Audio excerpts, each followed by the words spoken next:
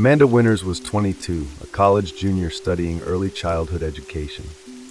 She had a quiet, predictable life, one built around her studies, late-night essay sessions, and a part-time job babysitting for the Harper family every weekend. The Harpers lived in a quiet, tree-lined suburb just outside of town. Classic white picket fence perfection. Jason and Lila Harper were warm, friendly people who appreciated Amanda's dependable nature and how well she got along with their 2-year-old daughter, Lily. It was the kind of job that made Amanda feel safe, comfortable. The Harpers trusted her. The neighborhood was safe. Nothing ever happened in places like this. Until it did. The first gift appeared on a rainy Saturday evening. Amanda found it on the doorstep just after putting Lily to bed. A small, nondescript box wrapped in brown paper, no label, no writing. Inside, she found a delicate origami crane made from pale blue paper and a single red rose. Confused but not alarmed, she figured maybe it was for Lila. She placed the box on the hallway table and forgot about it. The second gift came the following week. This time, it was a small, hand-knitted doll with button eyes and a stitched smile. It looked vaguely like Amanda. Brown hair, same style jeans, even the gray hoodie she wore often. It was unsettling. She asked the Harpers if they were expecting anything. Lila shook her head and laughed it off. "That's weird, right?" Amanda said. "Maybe a secret admirer," Lila teased, then winked. But Amanda wasn't laughing. The third gift was a photograph, one of her, taken from behind as she walked Lily in the park. The edges were curled and the photo was printed on cheap paper, but the image was unmistakable. She hadn't told anyone about their park trip that day. Her stomach sank. She didn't mention this one to the Harpers. They'd start thinking she was paranoid, or worse, that she was doing something to bring danger into their home. She stayed silent and threw the photo away that night, but she couldn't sleep. That weekend, while babysitting, Amanda noticed the back gate was unlatched. She was sure she'd closed it earlier. She latched it again and told herself it was nothing. Still, she began locking all the doors after dark. Every creak of the wooden floor made her jump.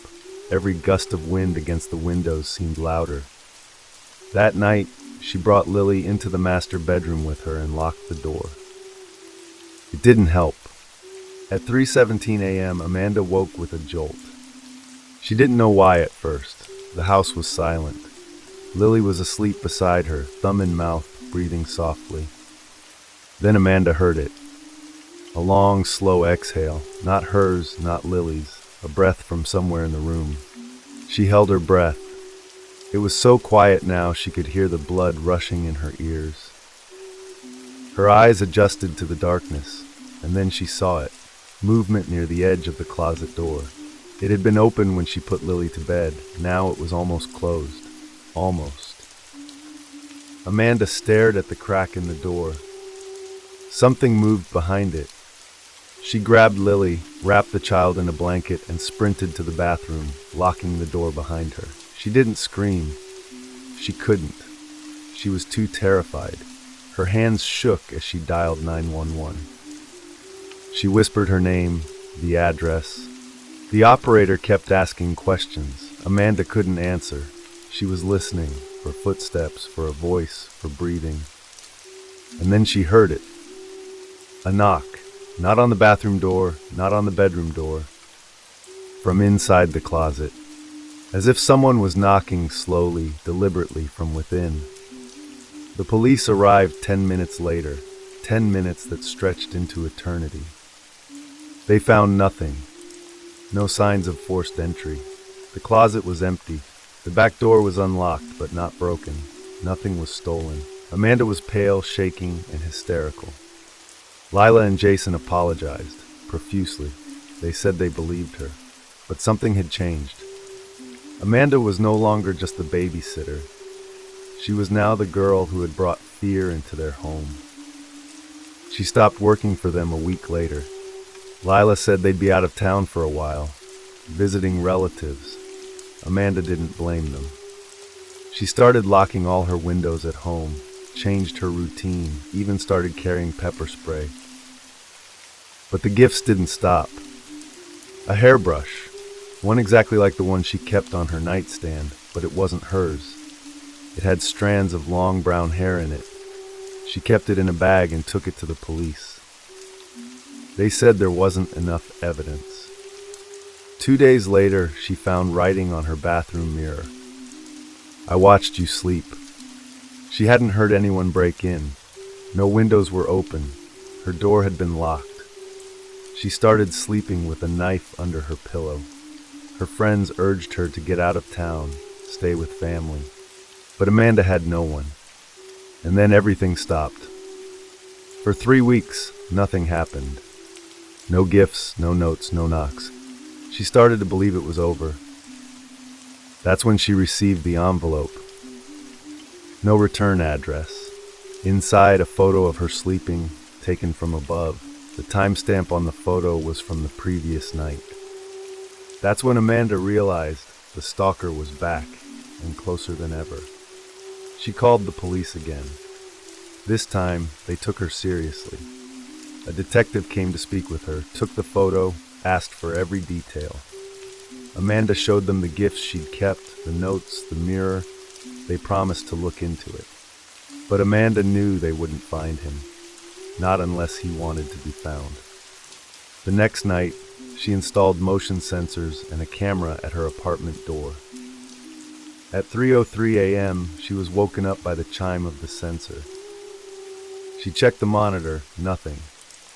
But when she went to her door, there it was. Another gift. Box. This time no ribbon, no note. Inside, a cassette tape. Amanda didn't own a cassette player, but the local library did. She borrowed one and played the tape in a small private study room. At first static, then breathing, then her voice soft, muffled. "Good night, Lily." The sound of a child's laughter. Then silence. Then a man's whisper. "You look so beautiful when you're scared." Froze. She left the library, heart racing, every part of her trembling. Someone had been recording her for weeks. That night she didn't sleep. Every sound was a threat, every silence louder than a scream. And still no answers. She started packing. She would leave town, disappear, start fresh. But she never got the chance. Because that night, he came for her. She woke to find her bedroom door open. She always closed it. The knife was gone from under her pillow. Her closet door. Amanda screamed and ran for the hallway. But she slipped, something wet, sticky. Blood. Her cat Salem. She screamed again, but a hand clamped over her mouth, strong, cold, smelling of old cologne and rot. She struggled, bit down, he howled in pain. She broke free, ran barefoot down the hallway. The front door wouldn't open, the chain lock latched. She could hear him behind her. She turned, through a lamp, missed. He lunged. She dodged. He grabbed her ankle. She kicked again until she heard a crack and he screamed. She ran to the bathroom, locked the door, barricaded it. She sobbed, whispered prayers, clutched her bleeding ankle. The police took 15 minutes to arrive. They found no one. No forced entry, no blood, no body, not even the cat. Amanda had hallucinated, they said, maybe a breakdown. She was under a lot of stress. But they didn't check the attic. Because if they had, they would have found the nest.